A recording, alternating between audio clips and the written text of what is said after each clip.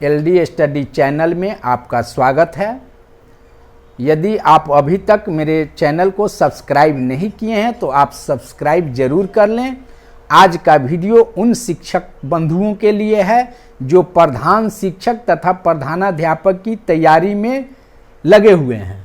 आज हम लोग पढ़ेंगे समावेशी शिक्षा, इंक्लूसिव एजुकेशन।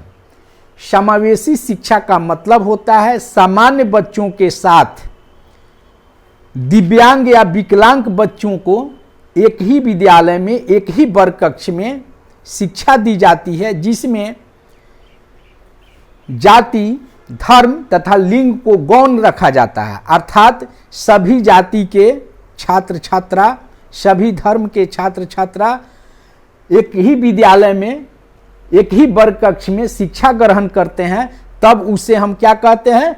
समावेशी शिक्षा कहते हैं। इसको ऐसे भी कहा जा सकता है कि सभी बच्चे, जिसमें सभी बच्चे में क्या आ जाएंगे? दिव्यांग, सामान्य तथा विशिष्ट आवश्यकता वाले। तो विशिष्ट आवश्यकता वाले में दिव्यांग भी आते हैं और प्रतिभाशाली बच्चे भी आते हैं। तो ये सभी बच्चे एक ही वर्ग कक्ष में शिक्षा ग्रहण करते हैं, उसे कहते हैं समावेशी शिक्षा। अब समावेशी शिक्षा पर आधारित कुछ प्रश्न है जिसको हम बताएंगे। फर्स्ट क्वेश्चन है, अच्छी शिक्षा देने के लिए जरूरी है। ऑप्शन 1 में है समुचित कुर्सियों का होना। समुचित का मतलब जितना चाहिए उतना कुर्सी, तो यह कोई जरूरी नहीं है। ब्लैक बोर्ड आकर्षक होना, ब्लैक बोर्ड आकर्षक होना, अट्रैक्टिव होना, तो यह भी जरूरी नहीं है। यदि ब्लैक बोर्ड पहले से है तो जरूरी नहीं है कि आकर्षक हो। विद्यालय में चपरासी होना, यह भी जरूरी नहीं है कि विद्यालय में चपरासी होगा तो ही पढ़ाई होगी। चौथा ऑप्शन है नवीन शिक्षण विधियां, ये मस्ट है, यही होना जरूरी है। नवीन शिक्षण विधियां का मतलब हुआ पढ़ाने के नए नए तरीके। तो अच्छी शिक्षा देने के लिए जरूरी क्या है? नवीन शिक्षण विधियां। सेकंड क्वेश्चन है, कौन सा अध्यापक सफल अध्यापक कहलाता है? तो अध्यापक सफल वही है जो अध्यापन का कार्य करता हो। नहीं तो इसमें देखेंगे ऑप्शन 1 में है बालकों का परिवार जानता हो। अध्यापक को बालक के घर का लोग जानता हो, इससे अध्यापक सफल नहीं होगा। ऑप्शन 2 है बालकों की आदत जानता हो। हाँ, अध्यापक बालक की आदत को जानता हो, लेकिन आदत को जानकर अध्यापक सफल नहीं होगा।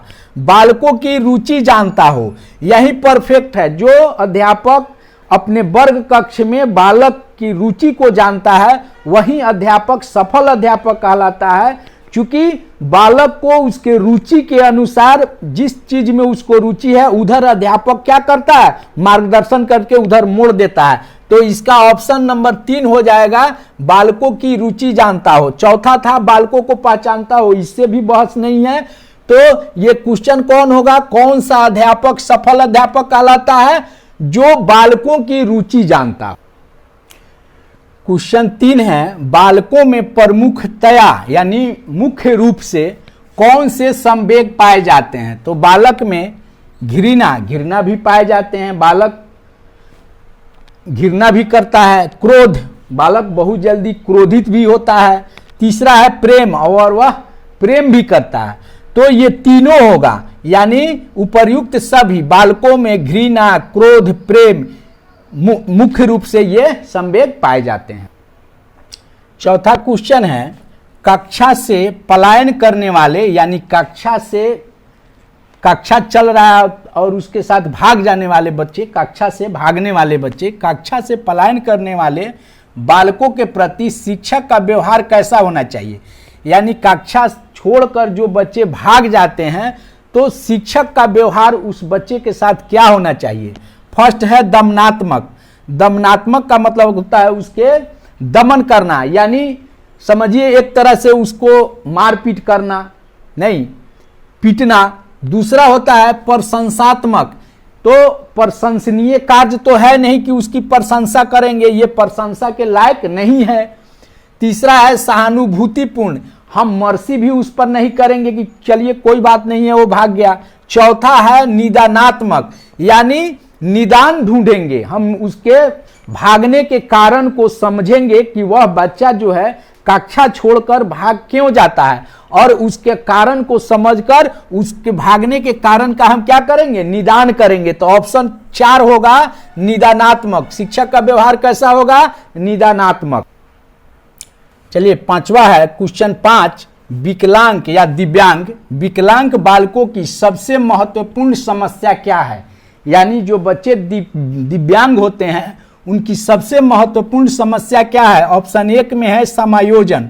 समायोजन का मतलब होता है एडजस्टमेंट, यानी वह अपने क्लास में एडजस्ट करे। इसी समायोजन की ही समस्या जो है मुख्य समस्या होती है, क्योंकि इसी दिव्यांग बच्चे को हीनता से बचाने के लिए ही, चूंकि वह हीन भाव से ग्रसित नहीं हो, इसलिए समावेशी शिक्षा सामान्य बच्चों के साथ दिव्यांग बच्चों को बैठाई जाती है। तो 1 नंबर में जो है ये समायोजन यही होगा। दूसरा ऑप्शन है हीनता। ये हीनता का शिकार कोई जरूरी नहीं है कि दिव्यांग बच्चा हीनता का शिकार होता है। शारीरिक दोष, शारीरिक दोष तो ऑलरेडी पहले से है ही वह। चौथा है कुरूपता। तो सबसे महत्वपूर्ण समस्या उसकी क्या है कि वह समाज में या अपने वर्ग कक्ष में एडजस्ट करने की समस्या जो है उसकी है, सबसे मूल समस्या वही है।